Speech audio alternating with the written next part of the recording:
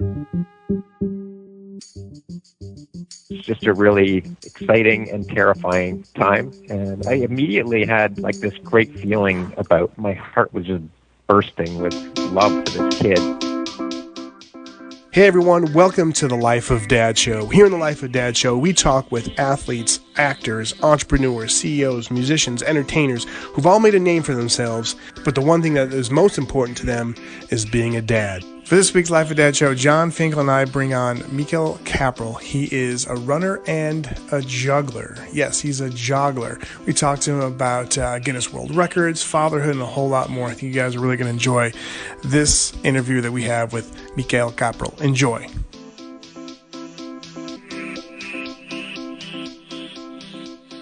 Hey everybody, Eddy and Jon Finkel here for the Life of Dad Show, and online we're very happy to have Michal Kapral. Thanks for taking the time to chat with us, sir. How you doing? I'm doing great. Thanks for having me on.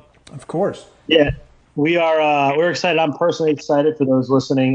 Michal and I worked together on the now gone Reps magazine a long, long time ago. And in addition to being an excellent writer and editor, he's on because he is also has something that I have always wanted, which is a Guinness World Record. And not only does he have it in that, he has it in one of the most amazing events you'll ever hear about, which I'll let him explain.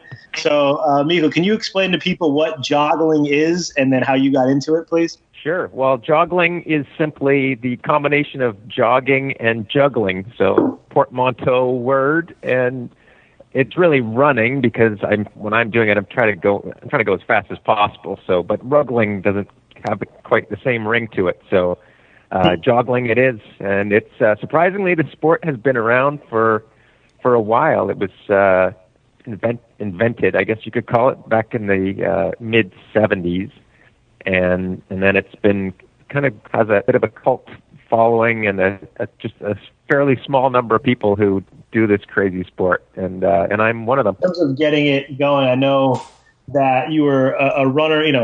Does the running come first or does the juggling come first? Like, it's almost like which one were you drawn to, and then how did you combine them? I did learn to juggle when I think it was 10 or 11 years old. I learned how to juggle three tennis balls, and so I guess juggling kind of came first. I started running competitively not until I was in my late 20s. And I ran in high school. I ran track. I did this 3,000 steeplechase, and then I kind of got into cycling. And then eventually my bike was breaking a lot, and I said, this is too much trouble. I'm going to start running. And then I just got super into running, especially marathons. And so, yeah, I guess, but I learned how to juggle when I was young, but then I kind of forgot about it. I juggled in a high school circus. That was just a short thing. And then, yeah, I hadn't juggled for years until I took up joggling. For someone hearing this, it's like, it should be easy if I can, juggle, I can run. But for me, I feel like I would just keep on dropping whatever I was juggling and all that. How long did it take you to perfect the running and the juggling at the same time? I'd say it took me, so I actually agreed to do, my first race was actually a marathon that I did joggling. And I agreed to it kind of on a lark. Like I did set a Guinness World Record the first time by pushing my daughter Annika in a baby jogger. So it was fastest marathon pushing a baby in a stroller. Wow. in 2004 in the Toronto Waterfront Marathon. And I was raising money for a charity, the Toronto Sick Kids Hospital in Toronto. They were all excited after I broke the record for the stroller. And they were like, that was awesome. What are you going to do next year? And I just blurted out, well, I'm going to do it while juggling. And I didn't actually know how to do that yet. So I ordered juggling balls online. I found out the ones that the current record holder used. So I ordered those from a place in New York City, and they arrived in the mail. My wife, meanwhile, looked at my Visa card, and she was like, Michal, why are there like $80? Why is there an $80 charge for juggling balls on here? I had to break the news to her that I was going after this silly record. So I had to start from scratch, basically, it was kind of like learning how to run for the first time. And I was dropping constantly, and it was really embarrassing too. So I I started out training early in the morning, like at sunrise in a park, so no one would see me. And yeah, it was pretty absurd. I was just out there at 5 a.m. dropping balls all over the place, and then after a few weeks, I could go like 100 meters without dropping, and then got better and better. And the pattern. So the cool thing about running and juggling at the same time, so you have it's typically 3 balls, and you're tossing, as your arm swings forward when you're running, you basically just toss the ball up and over to the other hand each time. So if it's done well, when you learn how to do it, it fits perfectly with the running pattern. And so that's, I'd say after about 3 months of training regularly, I really started to get it, and it kind of clicked. And then I wasn't dropping much anymore after that. But at the beginning, like my arms just burned out. Like my form was so bad that I was holding my arms too far out in front of me, and so my biceps were just dying after like a minute. And I'm like, right, how am I going to do this for 3 hours?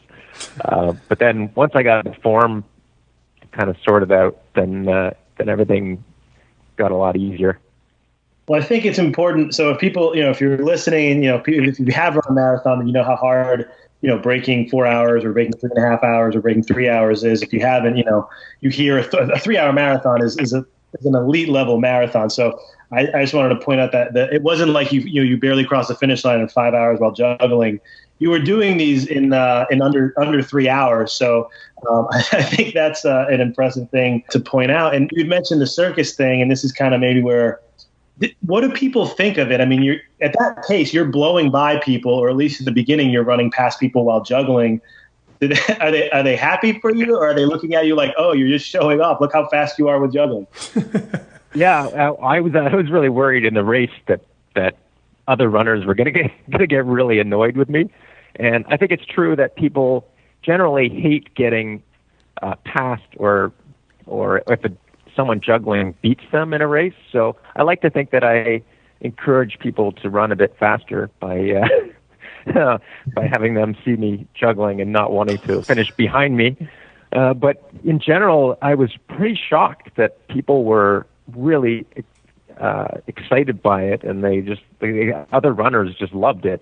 Like I kind of expected them to be kind of like, what is this show off doing here? But like I ran the Boston Marathon in 2006 in a head-to-head race against my main marathon juggling rival, Zach Warren.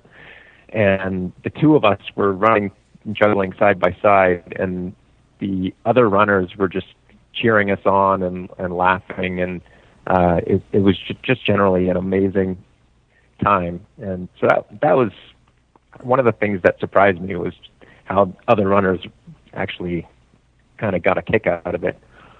And then the spectators, again, I kind of expected, I didn't really know what to expect with the spectators. And I think the worst thing I've heard is just show off, which is kind of an annoying thing to hear when you're like, especially near the end of a marathon where you're dying and you're still having to run and juggle.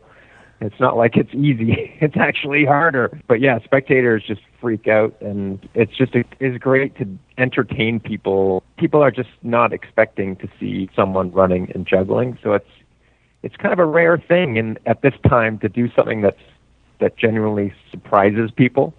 And so it's pretty fun to see out of the corner of my eye the look of shock on some people's faces when I go joggling past them. It's great. And then in training too, once I got good at it, I started training, running through downtown Toronto. So it became kind of a little bit of entertainment as well, like a performance art kind of thing as well as sport. Yeah. And so it's kind of like a little moving circus. So people just get this flash of like what the hell is that? and then you see people like it's so cool seeing people who seem to be in a bad mood and they'll look kind of glum walking down the street, and then they'll look up and see you doing this silly thing and then break out into a big smile. That's really awesome. That was unexpected. Yeah, with different sports, I always say like golf is like such a mental game, and then football, physical game. Running, people handle it differently. How do you get in the zone? Are you like, do you try and not focus on the juggling because it becomes, second nature and the running and all that? Like, how do you approach joggling? And also, too, for you, like, when someone says, like, Steph Curry, right, when she just drained threes, like, I think, like, last week, he scored, like, 51 points, and that was only in 3 quarters. Like, obviously, he's in the zone. Do you have, like, an in-the-zone moment for you while you're joggling? And, 2, is it, like, do you think about it less and you do better? And then, or is it, like, talk about, like, the mental and physical aspects of this sport, sir. Oh, yeah. Well, thanks for mentioning me in the same sentence as Steph Curry. Anyway, yeah, one of the reasons that I kept doing this sport, like at the beginning, since, like I said, it was kind of a charity stunt, but then I've been doing this for like 12 years now, and one of the reasons I kept doing it is that there aren't that many sports quite like it, where there's the endurance component of it and just the general fitness, trying to run as fast as possible, but then combining it with hand-eye coordination.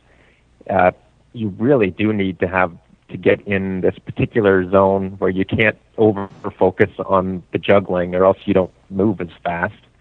And then if you just focus on the running fast, then you end up dropping. So there's like a perfect in-between where you're thinking of the two at exactly the same time. And you can't overthink either, because it's too tiring on your brain. Like when you're running for, like my marathon record is 2 hours and 50 minutes. And then I recently ran the Chicago Marathon without dropping in 2:55. And you can't let your brain lapse, but you can't overthink it either, because at the end of the race, your brain gets really tired. Like the absolute last thing you want to be doing at the end of a marathon is trying to think of like tossing and catching these balls over and over and over again. So when you do get into that Zen feeling where the balls are just kind of floating perfectly in this pattern in front of you, it's pretty magical. I'm listening to this, and like the thing that's really cool is that, and I've seen some videos and you posted a lot of cool stuff. It does bring a smile to people's faces, and I know I've heard in interviews and things you said where kids really enjoy it, and so that's kind of a good segue for us into the dad field. So one of the questions that I keep thinking about is, if I have a daughter and a son, and I will ask you about your kids in a second. If I want to practice this with them, right? If I say, this is a really cool thing, learning to juggle first and then learning the, joggle. How can I teach them? What's a good tip on what's the best way to teach someone to juggle, especially a kid? So maybe we learn together. And then what's kind of the first step into the running and joggling at the same time? Oh, yeah. Well, I think the first thing is to set the expectation that you're going to be dropping. And I think it's a great lesson about failure and how if you drop a ball, you pick it up and you try again. And that's how you learn how to juggle. You just drop a lot. In fact, I think the best way to start learning how to juggle 3 balls is to not even try to catch them, you can start out doing the pattern for 1 and then 2. But once you do start learning how to do 3, the most important thing is where your tossing goes. So it's like the perfect tosses are going to lead to the perfect catch. So it's just like developing the technique. If you're trying to do like a 3-pointer in basketball, not worrying so much about if the ball goes into the net, but so you try tossing 3 balls in the air and then seeing where they land. So they should land 2 on one side and 1 on the other, and like just in front of right near your feet. And so that's a good thing to start with. And then you don't have to worry about like the frustration of dropping, because you're going to drop them. And then it's just building up from there with the juggling. So trying to do what's called a flash. So 1, 2, 3, and then catch all 3 of them. So you do toss, toss, toss, and then that's like the first one, and then try to work up from there. So 4, then do 4 tosses, and then 5, and then once you get the hang of it, then you just try to keep going. And it does take. It's a lesson in patience. I've taught a whole bunch of kids how to juggle, and some people get it faster than others, but the people who are more likely to actually learn how to juggle well are the ones who are able to get over that frustration of not getting it at the beginning and just have the patience to keep trying. So it's a great lesson, I think, for a lot of things in life to learn how to juggle. And then for the joggling part of it, I mean, just about every kid knows how to run. So it's for that, the key is, again, just starting slow. So not expecting to go out and be able to run for a mile while juggling, and just try a few steps. And then the technique for that really is quite similar to just juggling, but there's a misconception that you need to toss the balls out far in front of you and then like run to catch up to them. But it's really like the experiment if you're juggling on a bus or something like that. You're not going to be, you're moving. So once you start moving, you just need to keep the pattern pretty close to you. So it's just not tossing the balls too far forward. Nice. It's also a great way to teach your kids about patience. So. Yeah, no, exactly. Something kids typically don't have a lot of. And parents too sometimes. Yeah. John asked a question about like how do you get your kids into it, and of course, we like to get everybody's take on fatherhood here. Talk a little bit about like when you found out you were going to be a dad for the first time. What was kind of going through your mind, sir? Oh man, well, my first daughter Annika, when she was born, my wife had actually a ruptured kidney. That Annika, I guess, had kicked it or something, and so there were all kinds of complications. So it was a pretty scary time. And she was born. She wasn't breathing when she was born because she had a potential heart problem. And then there was my wife was on a lot of morphine to control all this pain she had, and so Annika was born like with a bit of morphine dependence. And so I got her breathing, but so when she was first born, I just got to see her for like half a second before they took her away. But then once I knew that she was okay, which was not long after they got her breathing again and explained that everything was going to be okay, I remember thinking my life is never going to be the same in a good way. Yeah. And it was just a really exciting and terrifying time. And I immediately had like this great feeling about, my heart was just bursting with love for this kid. And I know some dads have trouble like connecting with babies, but I had nothing like that. I just wanted to be around her all the time. In Canada, we get a year of like parental leave, and and you're allowed to split it between the parents. So in whatever way you want. So I took a month for when each of my daughters were born, and that was an awesome time, just having a month off from work just to bond with your kids. For me, as your kids get older, you kind of, there's the fun part in the beginning when they're little babies, and then we all, deal with the terrible twos and the three-nagers and all those kind of things that we say. But as they were getting a little bit older, what were some of the things you were looking forward to doing? I always couldn't wait to get both of my kids to their first baseball game, things like that, their first bike ride. What are some of the things that you most look forward to? Yeah, I looked forward to having them cook with me because I like to cook and just learn how to make food and eat real food. And then also I hope that they would become runners and be able to go out on a run with me. And that didn't really happen, but one of them, Lauren, my younger daughter, is into running. But Annika, she's the one who was in the stroller. So we had this great bonding time where I used to train for marathons pushing her in the stroller. That's why I decided to set the Guinness World Record for the stroller marathon, because I was like, I'm already pushing her around in the stroller for all my training. Right. And that was a great bonding time for us. Like, she was learning how to speak, like say her first words and sentences during that time. So I would point out things as we were running through the park, like tree or river, and she would learn how to say words based on what she was seeing. That was pretty cool. That's fantastic. Thanks for sharing that. And talk about some of the values you look to instill into your daughters as they're growing up.